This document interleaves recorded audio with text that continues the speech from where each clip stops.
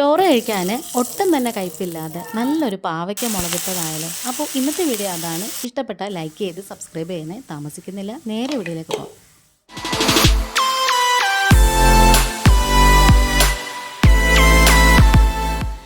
അപ്പോൾ ഇത് ഞാനിവിടെ ഒരു വലിയ പാവയ്ക്ക എടുത്ത് കഴുകിയിട്ട് അതിൻ്റെ കുരുവൊക്കെ കളഞ്ഞ് വൃത്തിയാക്കി മുറിച്ച് വെച്ചിട്ടുണ്ട്. ഒരു കൈപ്പിടിയോളം ചുവന്നുള്ളിയും പിന്നെ 1-2 പച്ചമുളകും അതുപോലെ തന്നെ ഒരു 3-4 അല്ലി വെളുത്തുള്ളിയും പിന്നെ കുറച്ച് കറിവേപ്പില എടുത്തിട്ടുണ്ട്.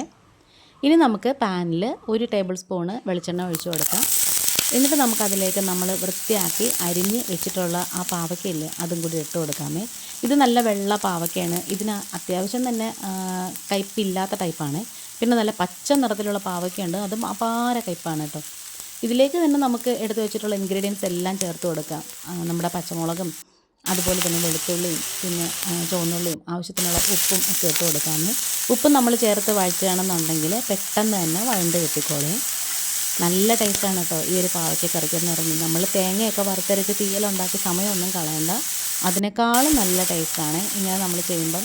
പിന്നെ കുറച്ച് കറിവേപ്പിലയും കൂടി ഇട്ട് കൊടുക്കാം. ഇപ്പോഴേ നമ്മൾ കറിവേപ്പില ഇട്ട് കൊടുക്കുകയാണെന്നുണ്ടെങ്കിൽ ആ ഫ്ലേവറും കൂടെ അതിനകത്തോട്ട് ഇറങ്ങുമ്പം അത് വേറൊരു ടേസ്റ്റായിരിക്കും. കൈയെടുക്കാതെ തന്നെ മീഡിയം തീയിലിട്ട് നന്നായിട്ട് ഇങ്ങനെ ഒന്ന് വഴറ്റിയെടുക്കണം. ഏകദേശം ഇതുപോലെ ഒന്ന് വാടി ഒരു ലൈറ്റ് ബ്രൗൺ നിറമൊക്കെ ആയിട്ടുണ്ട്. ഇച്ചിരിയും കൂടെ ഒന്ന് വഴണ്ട് വെക്കണേ.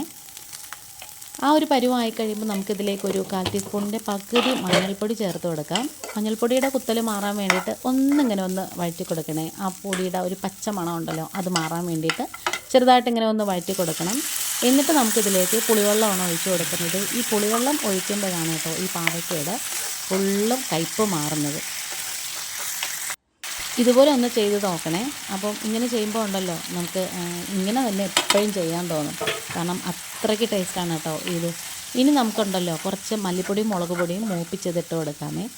ഞാനിവിടെ അത്യാവശ്യത്തിന് എടുക്കാൻ വേണ്ടിയിട്ട് കുറച്ച് മല്ലിപ്പൊടിയും മുളക് പൊടിയും കൂടി മൂപ്പിച്ച് വേറൊരു കുപ്പിക്കകത്താക്കി വെച്ചിട്ടുണ്ട്. അതാണ് ഇട്ട് കൊടുത്തത്. ഇനി ലാസ്റ്റ് നമുക്ക് ഒരു 1/4 ടീസ്പൂണോളം ഉലുവാപ്പൊടിയും കൂടി ചേർത്ത് കൊടുക്കാം. ഇനി ഇതൊക്കെ ചേർത്തിട്ട് നമുക്കിങ്ങനെ നന്നായിട്ടിങ്ങനെ ഒന്ന് വഴറ്റി കൊടുക്കണേ. ഇപ്പോൾ തന്നെ ആവശ്യത്തിനുള്ള പുളിയും ഉപ്പും ആ എരിവും ഒക്കെ ഈ പാവയ്ക്കയുടെ കഷ്ണങ്ങളിൽ പിടിച്ചിട്ടുണ്ട്. പിന്നെ കുറച്ച് നമുക്ക് ഇതിലേക്ക് ആവശ്യത്തിന് നമുക്ക് എത്രത്തോളം ഗ്രേവി വേണോ അത്രയ്ക്കും ആവശ്യത്തിനൊരു ചെറിയ ഇളം ചൂടുവെള്ളം കൂടി ഒഴിച്ചു കൊടുക്കാം. ഇനി നമുക്ക് തീ ഒന്ന് കൂട്ടി വെച്ചിട്ട് നന്നായിട്ടിങ്ങനെ തിള വരണം. നന്നായിട്ടിങ്ങനെ ആ ഒരു വലിയ ചൂടിക്കിടന്ന് തിളയ്ക്കുമ്പോഴാണ് കേട്ടോ ഇതിനകത്തെല്ലാം ഇങ്ങനെ പിടിക്കുന്നത്. ഇനി നമുക്കിതൊന്ന് അടച്ച് വെച്ച് കൊടുക്കണേ. എന്നിട്ട് ഇടയ്ക്കിടയ്ക്ക് 1-2 തവണ നമുക്കിങ്ങനെ തുറന്ന് നോക്കിയിട്ട് പതിയെ ഒന്ന് ഇളക്കി കൊടുക്കണം. നമുക്ക് എത്രത്തോളം ഗ്രേവി ആവശ്യമുണ്ടോ അത്രത്തോളം നമുക്കിത് കുറുക്കിയെടുക്കണേ. അപ്പോൾ ഞങ്ങൾക്കിവിടെ ഒരു നേരത്തേക്ക് മാത്രമേ ആവശ്യമുള്ളൂ, അതുകൊണ്ട് അത്യാവശ്യം ഞാൻ ഇച്ചിരി ഒന്ന് കുറുക്കിയാണ് എടുത്തേക്കുന്നത്.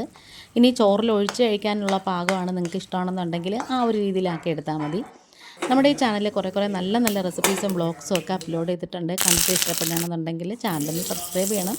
ലാസ്റ്റ് കുറച്ച് കടുകും കറിവേപ്പിലയും വറ്റൽമുളകും കൂടി താളിച്ചിട്ട് എടുത്താൽ മതി. അപ്പം നമ്മുടെ എളുപ്പത്തിലുള്ള പാവയ്ക്ക മുളകിട്ടത് ഇവിടെ റെഡി ആയിട്ടുണ്ട്. ട്രൈ ചെയ്ത് നോക്കിയിട്ട് ഫീഡ്ബാക്ക് പറയണം. ഇന്നിപ്പോൾ ഇത്രയേ ഉള്ളൂ. ഇനി തമ്പനയിലിൻ്റെ ഫോട്ടോയും വീഡിയോയും ഒക്കെ എടുക്കണം. എന്നിട്ട് നല്ല ചൂട് ചോറിൻ്റെ കൂടെ കുഴച്ച് കഴിക്കണം. വേറൊരു വീഡിയോ ആയിട്ട് വേഗം വരാം. Thanks for watching.